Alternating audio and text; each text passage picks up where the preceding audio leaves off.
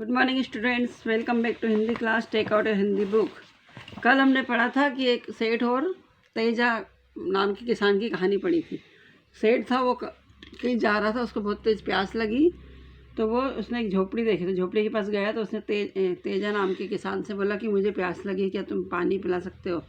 तो तेजा ने उससे कहा था कि आप पानी तो क्या, वो मेरे वहाँ पर तरबूज है मेरे खेत में, वो खा लीजिए, इससे आपकी प्यास तो क्या भूख भी मिट जाएगी, लेकिन जो कोने में लाल कपड़े से ढका हुआ तरबूज रखा है वो आप मत खाना। तो सेठ ने कहा कि ऐसा क्यों?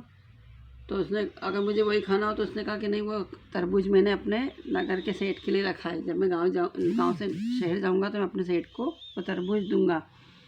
सेठ ने कहा अगर मैं ना खाऊं? तो उसने कहा कि आपकी मर्ज़ी, खाना नहीं खाना, लेकिन ये मैं नहीं दूँगा। फिर उसके बाद वो चला गया सेठ, उसने तरबूज नहीं खाया। फिर कुछ दिन बाद वो तेजा वही तरबूज लेकर शहर पहुंचा, जहाँ पर सेठ जी अपनी गद्दी पर बैठे हुए थे। तेजा ने उन्हें पहचान लिया और सेठ के सामने तरबूज रखते हुए कहा, सेठ जी आप छोटी सी भेंट स्वीकार कीजिए। तो सेठ ने भी तेजा को पहचान लिया था, तो बोला अब मैं तुम्हारी भेंट ना स्वीकार करूँ तो इस पर तेजा ने बिना किसी डर के कह दिया। तो सेठ जी वही खेत वाली बात, मतलब खेत में तो आप यही वाला मांग रहे थे, आज इसको मना कर रहे हो। तो इस पर तेजा की बात सुनकर सेठ जी गुस्से में बोले, सोच समझ के बात किया करो, मैं इस नगर का सबसे बड़ा सेठ हूँ। तो तेजा ने बोला कि आप सेठ हो तो हम भी राजा हैं। ये सुनकर सेठ आश्चर्य पड़ गया, बोला तुम कहाँ के राजा हो? तो तेजा ने कहा था मैं अपने खेत का राजा हूँ। तो ये सुनकर सेठ जी हंसने लगे थे, कितना बड़ा खजाना है तुम्हारे पास? तो उसने जवाब ना देते हुए पहले पूछा कि सेठ जी आपके पास कितना बड़ा खजाना है? तो उसने कहा कि मेरा खजाना तो हीरे मोतियों से भरा हुआ है। तो फिर उसने खजाना देखकर तेजा ने कहा कि आपका इस खजाने से कितनी आमदनी होती है? तो सेठ जी बोले, अरे किसान, इससे आमदनी नहीं होती, बल्कि इसको सुरक्षा के लिए हमें रुपए खर्च करने पड़ते हैं। तो तेजा ने कहा कि आप मेरे साथ मेरा खजाना देखने चलिए। तो सेठ तेजा के साथ उसके गांव की ओर चल पड़े। सेठ को लेकर तेजा अपनी झोपड़ी के अंदर गया और कोने में उसका एक हल रखा हुआ था। वो देखते हुए बोला कि सेठ जी यही मेरा खजाना है। तो सेठ जी बोले, जोर से हंस लगे, इसे तुम खजाना कहते हो? तो तेजा बोला कि हाँ, यह खजाना, इसकी हिफाजत के लिए पहरेदार नहीं रखने पड़ते, इसके लिए कोई खर्चा भी नहीं होता है, और ये सबके लिए इसके द्वारा मैं सबके लिए अन्न पैदा करता हूँ। यह ना हो तो लोग दाने दाने को तरसने लग जाएं। तो तुम अपना खजाने से अपना खजाना खा सकते हो क्या? हीरे मोती या इसके अन्न खा सकते हो? तो इस बात को सुनकर सेठ जी लज्जित हो गए और उन्होंने अपने हल के सामने हाथ जोड़े और तेजा को अपने गले से लगा लिए। कल हमने इसके शब्द अर्थ पढ़े थे और सही उत्तर। अब आज हम इसके संवाद पढ़ने जा रहे हैं। चलिए निकालिए पेज नंबर 93।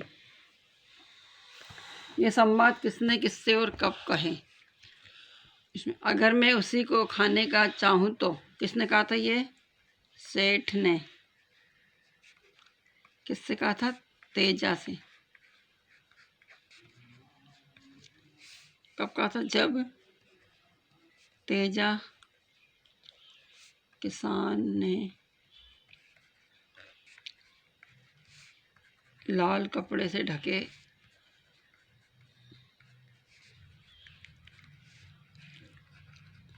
तरबूज का मना किया।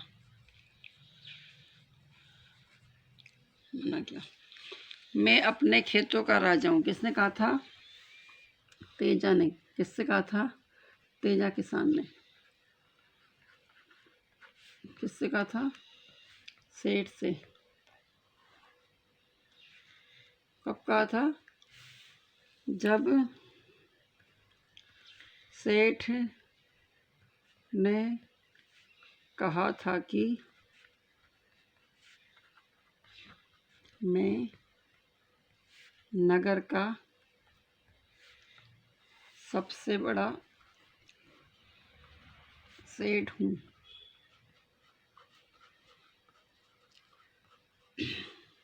ये प्रश्न उत्तर हम CW कॉपी में लिखेंगे। अब इसके भाषा कौशल देखिए।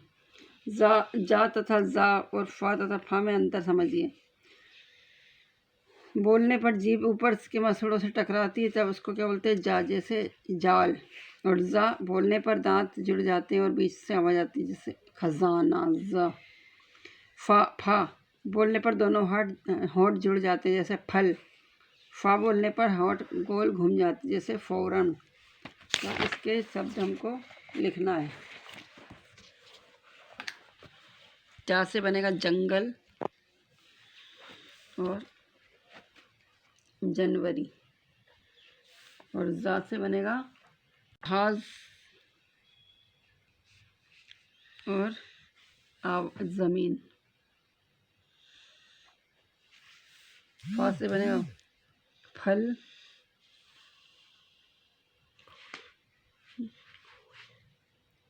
फूल, और फा से बनेगा फायदा, फौरन।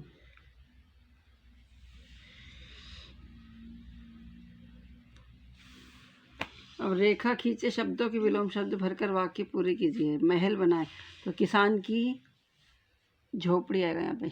झोपड़ी, महल का विलोम क्या होता है? झोपड़ी।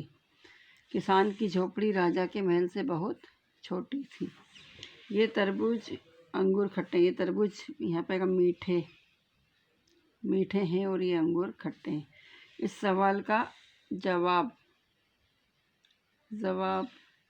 अपनी उत्तर पुस्तिका में लिखें। हमें अपनी आय के अनुसार ही व्यय करना चाहिए। गांधी जी धनी और निर्धन में कोई भेदभाव नहीं रखते थे। मैंने तो उसकी भेंट स्वीकार कर ली, परंतु उसने मेरा निमंत्रण अस्वीकार कर दिया। तो झोपड़ी पर अंडरलाइन करेंगे कलर पेंसिल से, मीठे पर कलर पेंसिल, जवाब पर, व्यय पर, निर्धन पर और अस्वीकार पर इसको कलर पेंसिल से अंडरलाइन करेंगे। गर्मी व सर्दी में आने वाले फलों की एक सूची बनाइए। इसमें जो फल आपको प्रिय हो उसके बारे में एक पैराग्राफ अनुच्छेद लिखें। तो आपको एक होमवर्क में एक कॉपी में बनाना है, गर्मी में कौन से फल आते हैं और सर्दियों में कौन से, और जो आपको फल आपको पसंद है उसके बारे में आपको लिखना है। Thank you, have a good day.